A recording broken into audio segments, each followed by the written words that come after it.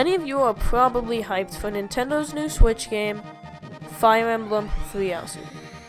But for real, you've probably heard of the insanely popular fighting game made by HAL Laboratory and Nintendo, Super Smash Bros. But there's one extremely popular character that a surprisingly low amount of people know about. He's been there since January 21st, 1999, or when the original Smash Bros. Released, and he is Captain Falcon. A lot of you are probably not that surprised between the title and, there aren't that many unknown characters from the first Smash Bros. Anyways, Captain Falcon is from a game called F-Zero. F-Zero is a high-speed racing game in which it pits multiple unique characters against each other in a racing tournament astonishingly called F-Zero. The game is so fast and to the point that even the menu is super fast, especially when compared to the other Nintendo racing game, Mario Kart, which gives you menu after menu before you can even start the countdown. The average F-Zero game starts with you picking your racer/car, which are pretty much one and the same, and then fine-tuning the speed and acceleration of your car to your liking, with more speed equaling less acceleration and vice versa.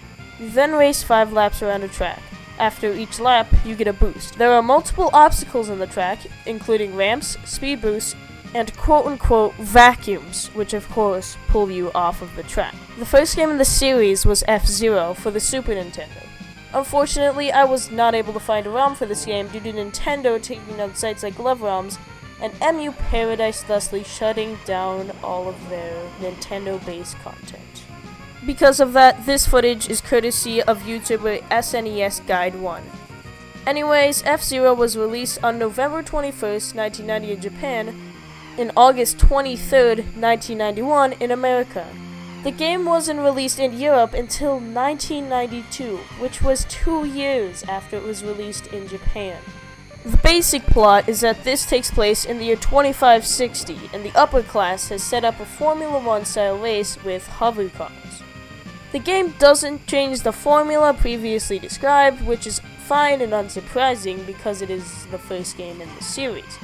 The game used a graphics mode called Mode 7, in which a large 2D ground is projected and sprites are able to be on top of it. This and Mario Kart are the two most popular games to use this feature. The game received 2 add-ons thanks to the Satellaview, an obscure add-on for the Super Famicom which allowed add-ons to be installed, but I couldn't find any detail on which was released from July to November 1998. Yet again, I couldn't find the ROM, so this footage is courtesy of N64 Guy. The game takes place several years after the original F-Zero sport was discontinued due to being unsafe and possibly fatal. Eventually, the sport was brought back with new rules and new regulations. Most importantly, the game has some new terrain, like hills, tunnels, half-pipes, etc. Also, it now has 30 whole racers in the game. The energy meter is also more important now. Not only can you attack other racers, decreasing their health, but it shows a boost.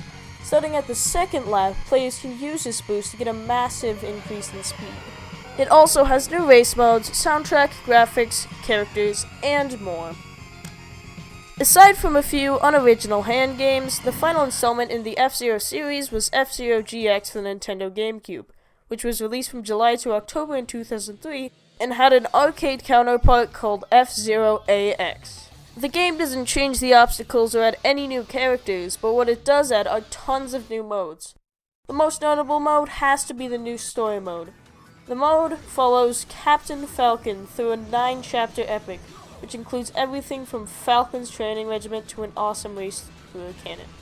And yes, this is actually my footage this time.